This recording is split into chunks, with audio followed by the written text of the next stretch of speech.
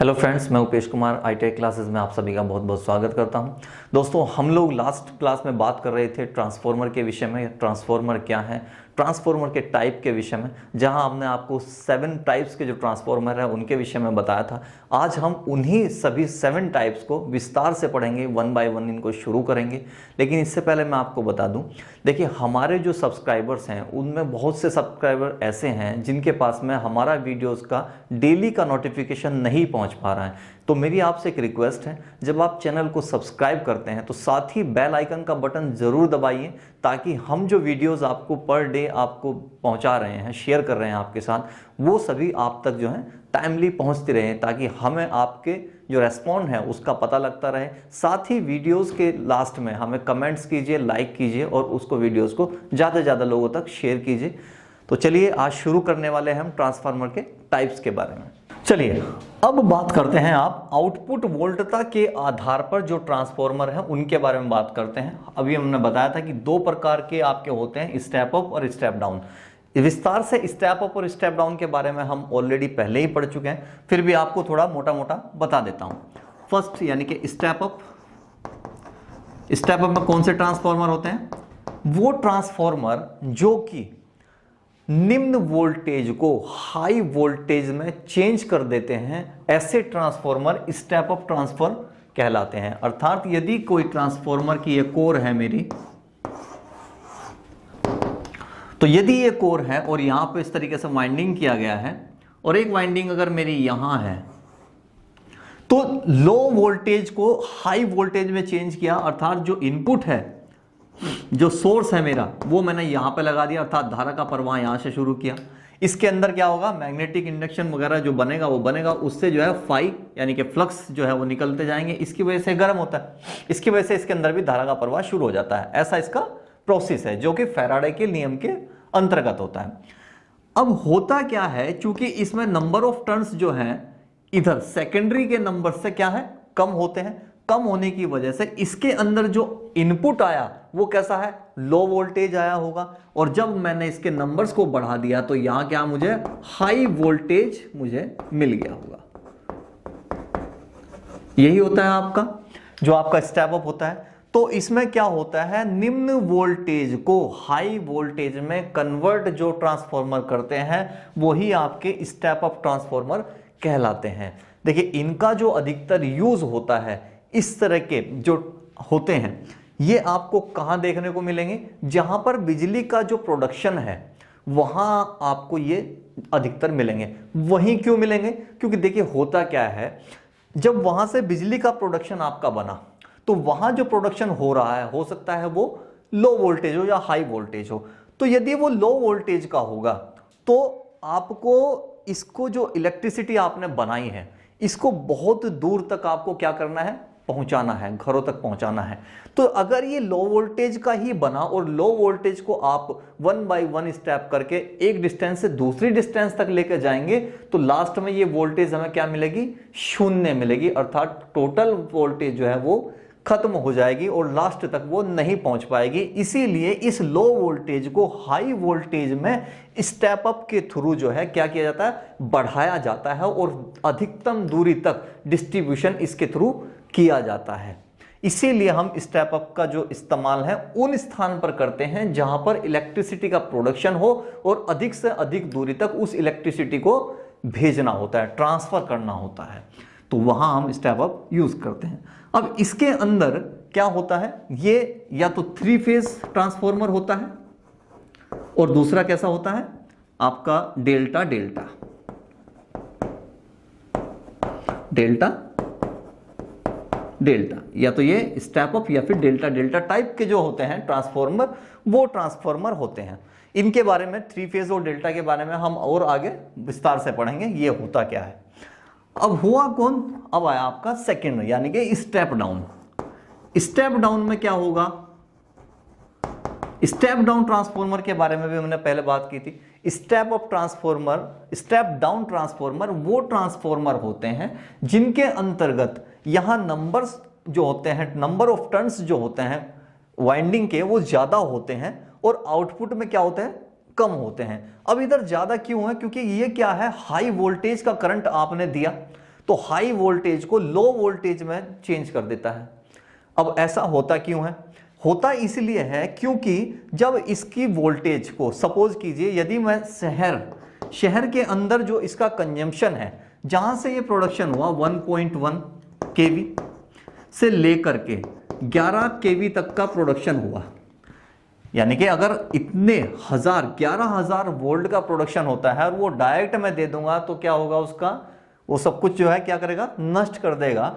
इसीलिए इस तरह के ट्रांसफॉर्मर की हमारी जरूरत होती है, ताकि इतनी ज्यादा एनर्जी को मैं लो एनर्जी, जो कि मेरी खपत के हिसाब से, यानी कि अगर एक घर में आपको 400 वोल्ट की जरूरत है, 400 वोल्ट अगर चाहिए किसी अप्लायंसेस को चलाने के लिए, तो उतनी खपत मुझे मिल जाए, यानी कि उतनी एनर्जी ही मुझे मिले।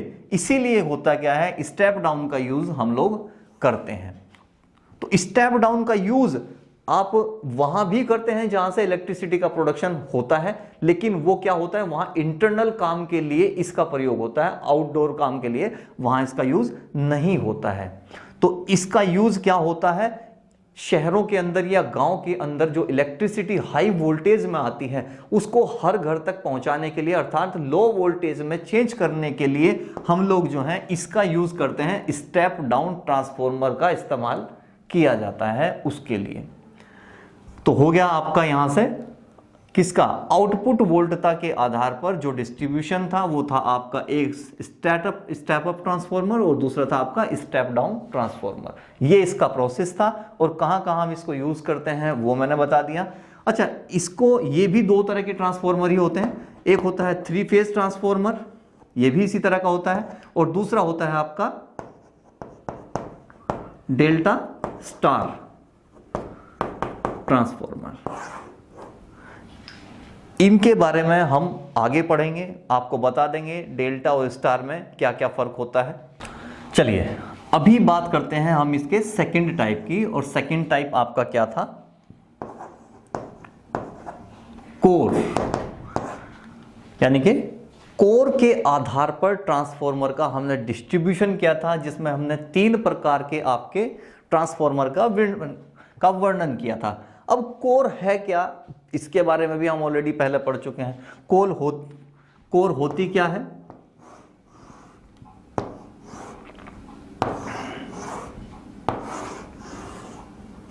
ये हमारी कोर देखिए, कोर इसी शेप की नहीं हो सकती है, कोर के अलग अलग कई प्रकार के जो है शेप हो सकते हैं, जैसे कि ई, आई, यू, सी, जे, एल, कई प्रकार ऐसे हैं जिनके, अर्थात इंग्लिश के अल्फाबेट के अकॉर्डिंग शेप इनको दी जा सकती है।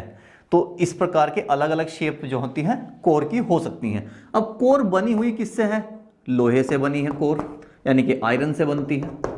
लेकिन हमने बताया था कि आयरन भी इसमें कैसा होता है, प्योर आयरन नहीं लिया जाता है, इसके साथ में हम लोग कौन सा आयरन लेते हैं, सिलिकॉन आयरन के साथ में इस कोर को बनाया जाता है।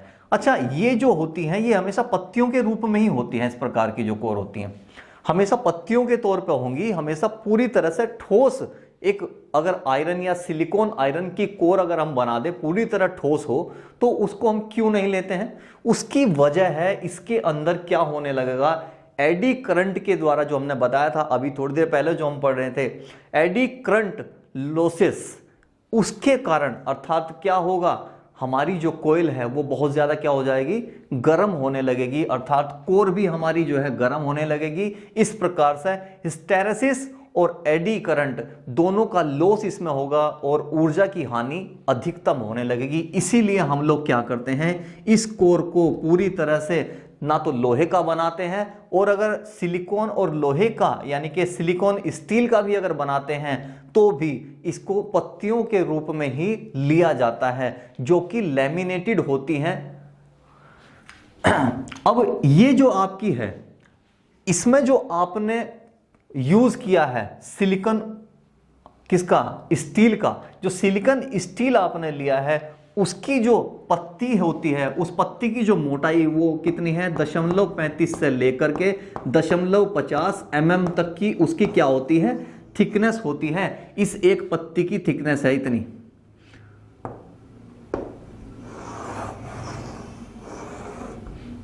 ऐसा होती है ना,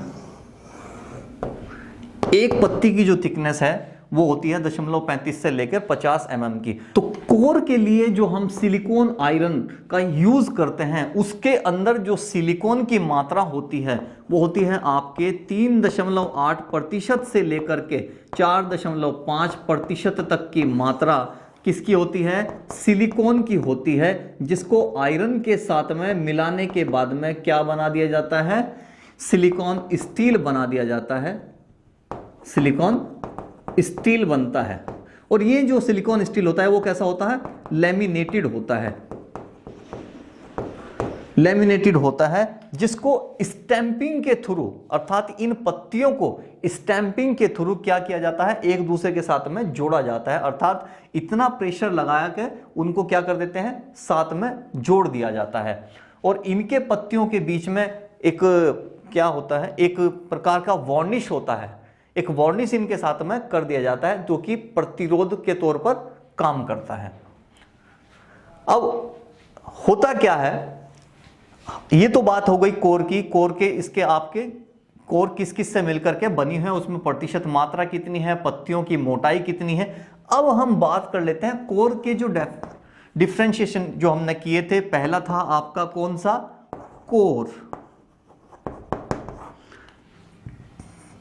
कोर ट्रांसफार्मर का पहला जो था आपका वो था कोर ट्रांसफार्मर। और इसके द्वारा ये जो आपका चित्र बना है सेम इसके लिए बनाया गया है। लेकिन होता क्या है, ये जो कोर टाइप के जो ट्रांसफार्मर हैं इनके अंदर जो इनपुट होता है वो क्या होता है, वो उच्च होता है, अर्थात हाई वोल्टेज इनके अंदर दिया जाता है। और दूसरे छोर पर इनसे लो वोल्टेज मिलता है। तो इसका मतलब यह हुआ कि जो कोर ट्रांसफार्मर हैं वो हाई वोल्टेज को लो वोल्टेज में कन्वर्ट करने का कार्य करते हैं। अच्छा, जो कोर वाले होते हैं, कोर जो होता है इनको एल शेप की आपकी किसकी, सिलिकॉन स्टील की आपकी क्या होती हैं, पत्तियां होती हैं, अर्थात इनका जो शेप है वो शेप कैसा है, वो शेप कुछ इस तरह से होता है।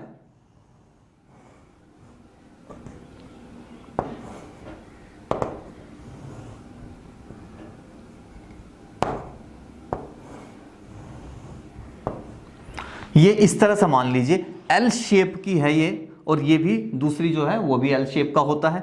इसके साथ में इस तरीके से जो है वाइंडिंग की जाती है, हाई से ये लो में इसको कन्वर्ट करता है, अर्थात इसका जो शेप है वो कैसा होता है, एल टाइप का शेप होता है, जिसको क्या किया जाता है, स्टैंपिंग के थ्रू एक पत्ती से दूसरी पत्ती के साथ में क्या करते हैं, जोड़ा जाता है, जिसकी थिकनेस आपको बता दी है और इसके अंदर सिलिकॉन की मात्रा कितनी होती है वो भी बता दिया है। इसका यूज क्या है, हाई वोल्टेज से लो वोल्टेज को चेंज करने के लिए जो है आपके कोर ट्रांसफार्मर का यूज हम लोग करते हैं। तो अब बात करते हैं शेल टाइप। शेल टाइप जो ट्रांसफार्मर है, अर्थात कोर का ही ये कौन सा है, सेकंड वाला हो गया आपका। तो शेल टाइप जो ट्रांसफार्मर है वो किस तरह के होते हैं। अच्छा, अभी हम जो बात कर रहे थे यानी कि कोर वाले में होता क्या है, देखिए उसका जो परिपथ होता है फ्लक्स का वो क्या होगा, एक सिंगल होगा, यानी कि सिर्फ एक सिंगल परिपथ है ये, ठीक है ना। जैसे कि यहां क्या है, शेल टाइप में कैसा होता है, वो ड्यूअल होता है, उसके बारे में बताते हैं। तो शेल टाइप जो ट्रांसफार्मर होते हैं वो ई तथा आई की जो आकृति के आपके सिलिकॉन स्टील होते हैं कि जो पत्तियां हमने बताई थी उसके बने हुए होते हैं। तो शेप के आधार पर ये कुछ इस तरह का बनता है, जिसमें ये आपको क्या बता रहा है, ई, और ये क्या बता रही है आपको, आई, अर्थात ई और आई की जो पत्तियां हैं इसमें सिलिकॉन स्टील की जो पत्तियां होंगी वो कैसी होंगी, ई एंड आई शेप की होती हैं, जिनको कि किसके थ्रू, स्टैंपिंग के द्वारा जो है एक दूसरे के साथ में क्या होता है, चिपकाया जाता है, अर्थात एक दूसरे के साथ में अटैच किया जाता है। इस प्रकार की आपकी कोर में इस प्रकार की जो शेल टाइप ट्रांसफार्मर होते हैं उसमें क्या होता है, जो मध्य वाली जो आपकी कोर का जो मध्य हिस्सा होगा इसमें एक तो होगी आपकी कौन सी, हाई वोल्टेज, और एक हो जाएगी आपकी लो वोल्टेज। ये आपकी आ गई लो वोल्टेज, और ये क्या हो जाएगी आपकी हाई वोल्टेज। अर्थात इसके अंदर जो वाइंडिंग होगी तो एक वाइंडिंग आपकी हाई वोल्टेज की होगी, अर्थात जिसके अंदर नंबर्स ऑफ टर्न्स ज्यादा होंगे, और दूसरी आपकी कैसी होगी, वो आपकी लो नंबर्स यानी कि कम होंगे उसके अंदर टर्न्स के नंबर। तो इस प्रकार की जो वाइंडिंग होती है, इस प्रकार के ट्रांसफॉर्मर के अंदर ये जो वाइंडिंग होती है, जो बीच वाला जो हिस्सा है आपका, ये वाला जो रहेगा मध्य वाले भाग के अंदर ही दोनों की दोनों जो कॉइल हैं, दोनों जो वाइंडिंग है इसी पार्ट के ऊपर की जाती हैं मध्य वाले भाग में, और बाहर की जो कोर होती हैं वो सिर्फ किसके लिए, फ्लक्स को मोमेंट के लिए, अर्थात फ्लक्स के मार्ग के लिए यूज की जाती हैं। अब इसको हटा देते हैं, इसकी कोई जरूरत नहीं रही। तो अब जो इसके अंदर जो चुंबकीय फ्लक्स पैदा होगा उसकी दो मार्ग होंगे, उसकी दो डायरेक्शन होंगी। एक तो आपका हो जाएगा ये वाला, और दूसरा आपका हो जाएगा ये वाला। तो इस प्रकार का जो ट्रांसफॉर्मर है, शेल टाइप के ट्रांसफॉर्मर में फ्लक्स का जो मार्ग होता है, फ्लक्स का जो मार्ग होता है वो कैसा होता है, डुअल होता है, अर्थात तो दो मार्ग इसके अंदर बनते हैं, एक मार्ग यहां से और एक दूसरा मार्ग यहां से। अच्छा, इस प्रकार का जो ट्रांसफॉर्मर होगा, इस प्रकार के ट्रांसफॉर्मर को लो वोल्टेज और हाई वोल्टेज, अर्थात स्टेप डाउन और स्टेप अप, दोनों ही प्रकार के लिए हम यूज करते हैं। क्योंकि क्या है, नंबर्स ऑफ जो टर्न्स हैं वो हो सकता है ऊपर वाले में ज्यादा हो या हो सकता है नीचे वाले में ज्यादा हो, तो जिसमें भी होंगे उस प्रकार से हम इसको क्या करके चेंज कर करके हम इसको स्टेप अप और स्टेप डाउन बना के यूज कर सकते हैं इस ट्रांसफॉर्मर का। चलिए अब हम बात करते हैं कोर का थर्ड पार्ट, जिसको हम बोलते हैं बैरी टाइप ट्रांसफॉर्मर। देखिए ये एक बिल्कुल स्पेशल तरह का ट्रांसफॉर्मर होता है और इसकी शेप भी बिल्कुल अजीब ही होती है। तो होता क्या है, इसके अंदर जो ट्रांसफॉर्मर की जो कोर है वो एक सिलेंड्रिकल टाइप होती है। ये एक सिलेंड्रिकल टाइप की एक कोर का शेप होता है, तो इसको आई शेप भी हम बोल सकते हैं। इसमें होता क्या है, इस प्रकार के ट्रांसफॉर्मर के अंदर जो आपका जो वाइंडिंग्स होती हैं, वो जो कोर होती है वो सिंगल होती है, इस प्रकार की वाइंडिंग होती है, और इसी के ऊपर आपका दोनों ही प्रकार की कॉइल क्या होती हैं, लिपटी हुई होती हैं। अर्थात प्राइमरी वाइंडिंग जो होगी वो अंदर होगी, प्राइमरी वाइंडिंग अंदर की ओर प्राइमरी वाइंडिंग होती है, और इसके अलावा दूसरी ओर क्या होगी आपकी,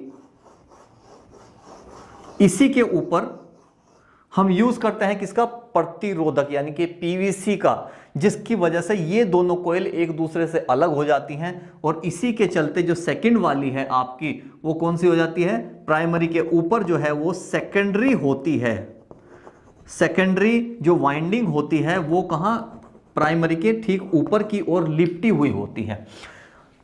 अब इस शेप की एक खास बात होती है कि इस शेप में जो कोर आपने ली है इसके मध्य भाग से, इसके मध्य भाग से कुछ पत्तियों जैसी जो संरचना है वो निकली होती है, इस प्रकार से।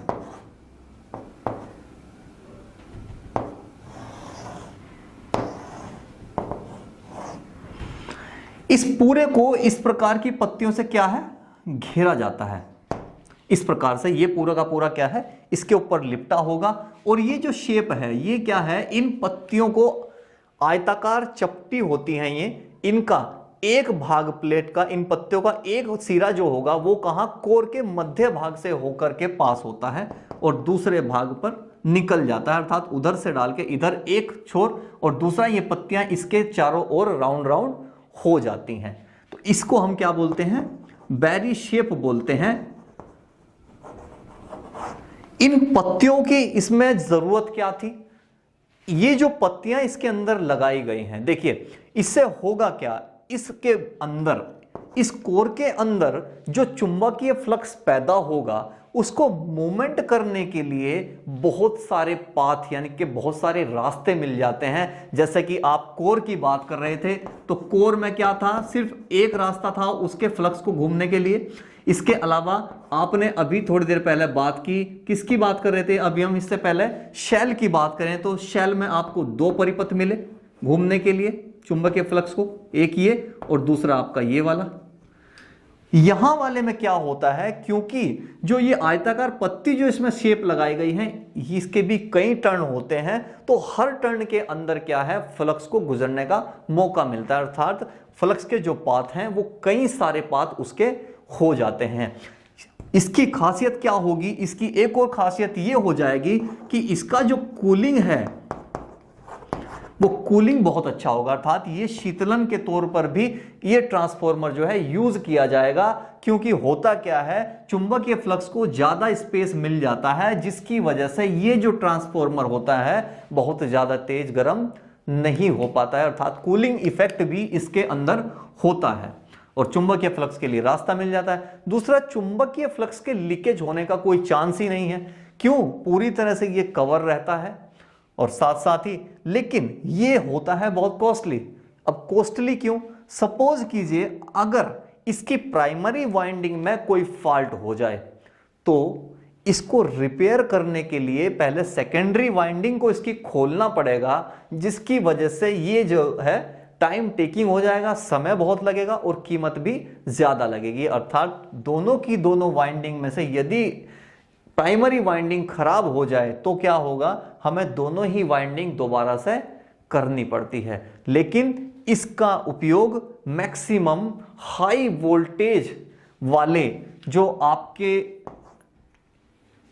हाई वोल्टेज जहां उत्पन्न होती है उस स्थान पर इस प्रकार के ट्रांसफॉर्मर का इस्तेमाल किया जाता है। अर्थात इस प्रकार के जो ट्रांसफॉर्मर है उनकी जो पावर कैपेसिटी है, तो पावर कैपेसिटी क्या होगी, इसकी ज्यादा होगी। क्यों? जल्दी ये ठंडा हो जाता है, इसकी वजह से इसमें हीटिंग इफेक्ट कम है। अर्थात ये ज्यादा से ज्यादा लोड जो है पावर का वो झेल पाएगा। अर्थात इनकी जो पावर कैपेसिटी होगी वो क्या होगी, पावर कैपेसिटी इनकी क्या है, बहुत ज्यादा होती है। इनके अंदर हीटिंग इफेक्ट नहीं होता है, कोई ऊष्मा की हानि नहीं होती है, किसी प्रकार का कोई लॉस नहीं होता है। तो इसीलिए ये सबसे अच्छे प्रकार का आपका क्या है, ट्रांसफॉर्मर माना जाता है, जो कि हाई कैपेसिटी का होता है और उच्च वोल्टेज को सहन करने की अक्षमता का गुण रखता है। तो दोस्तों आज की वीडियो में सिर्फ इतना ही। इसके बाद बाकी जितने भी प्रकार के आपके और ट्रांसफॉर्मर्स बचते हैं उसके विषय में भी इसी प्रकार से चित्र के साथ विस्तार से समझेंगे। Thank you.